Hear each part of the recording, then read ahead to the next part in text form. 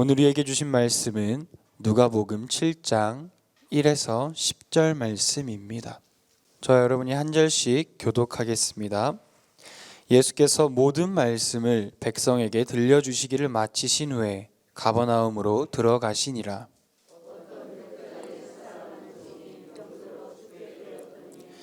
예수의 소문을 듣고 유대인의 장로 몇 사람을 예수께 보내어 오셔서 그 종을 구해 주시기를 청한지라.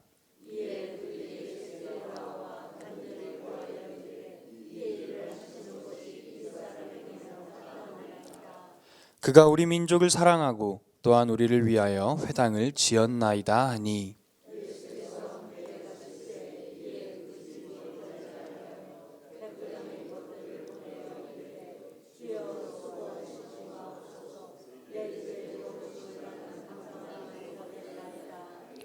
그러므로 내가 주께 나아가기도 감당하지 못할 줄을 알았나이다. 말씀만 하사 내 하인을 낫게 하소서.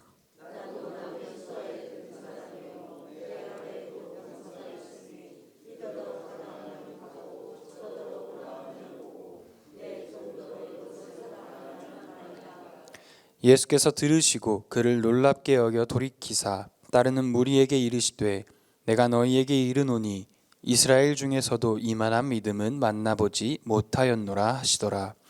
보내었던 사람들이 집으로 돌아가 보매 종이 이미 나아 있더라.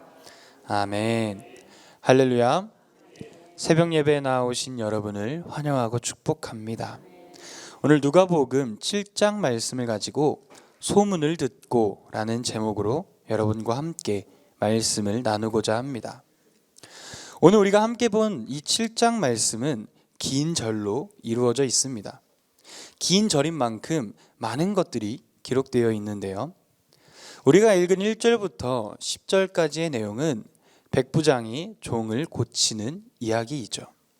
그리고 11절부터 17절까지의 내용은 과부의 아들을 살리신 예수님의 이야기가 기록되어 있습니다.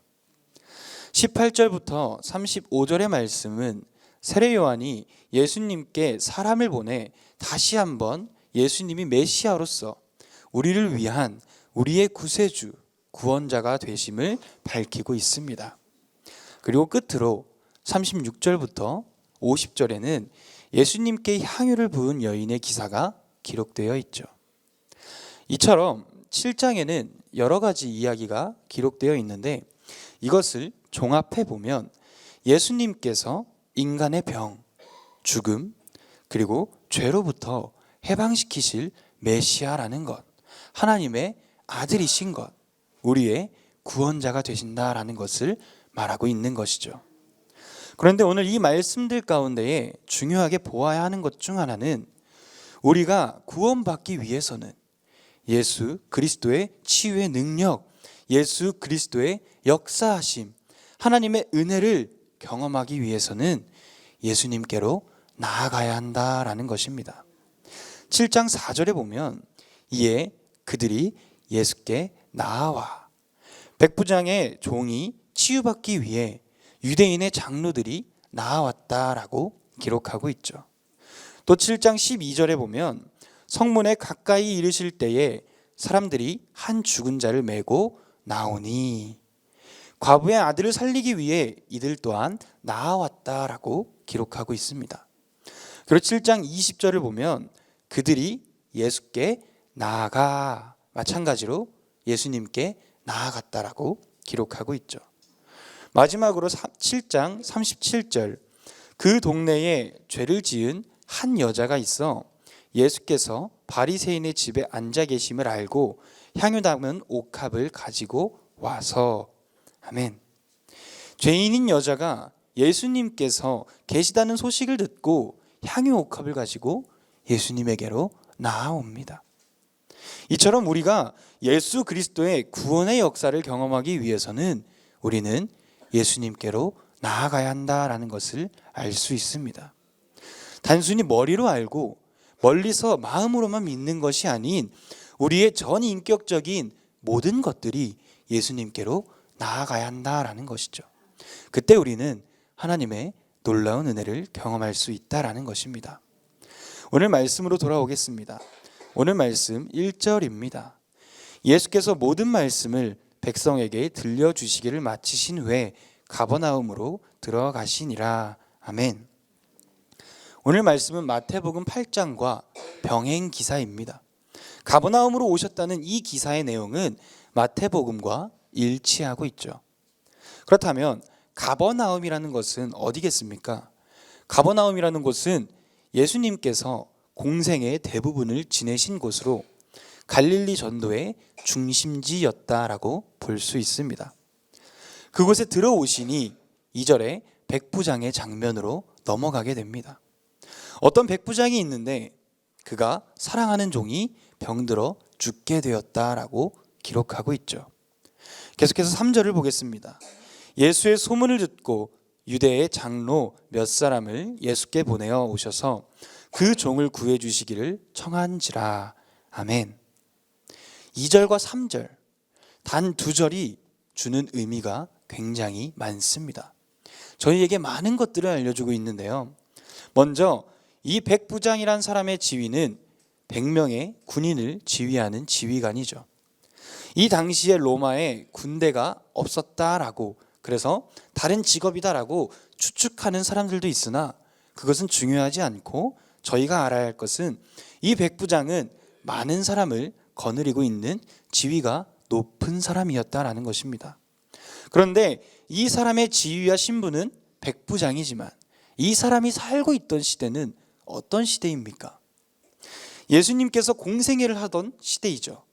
이 당시 지배계층인 백부장과 하층민인 노예, 다른 말로 종, 이들의 관계 다들 알고 계시겠지만 당시의 종의 신분에는 인권이라는 것은 존재하지 않았습니다.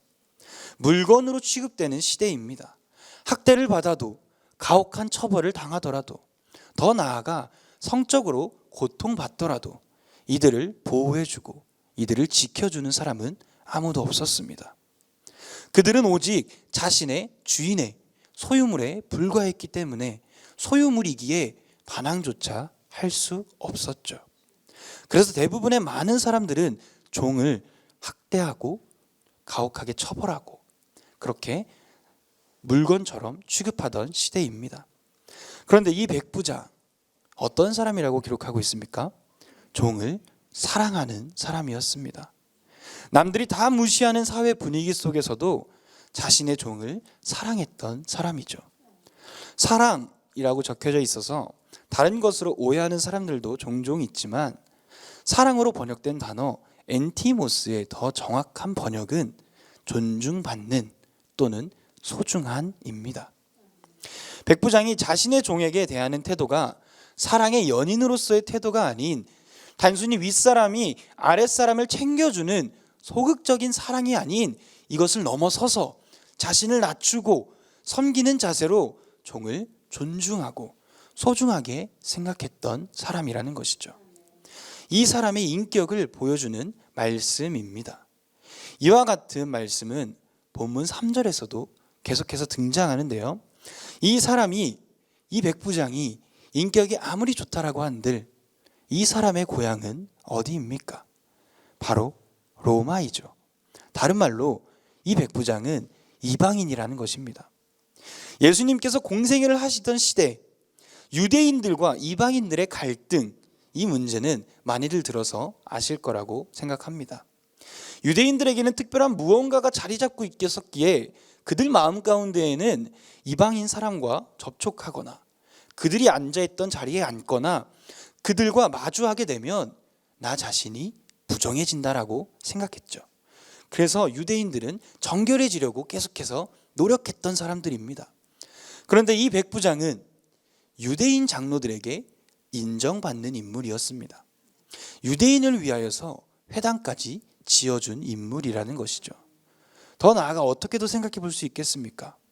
예수님은 유대인이십니다. 이방인인 자신이 예수님을 만난다라는 것, 백부장의 마음에 무엇이 자리 잡겠습니까? 아, 내가 예수님을 만나면 예수님께서 부정해지시겠지.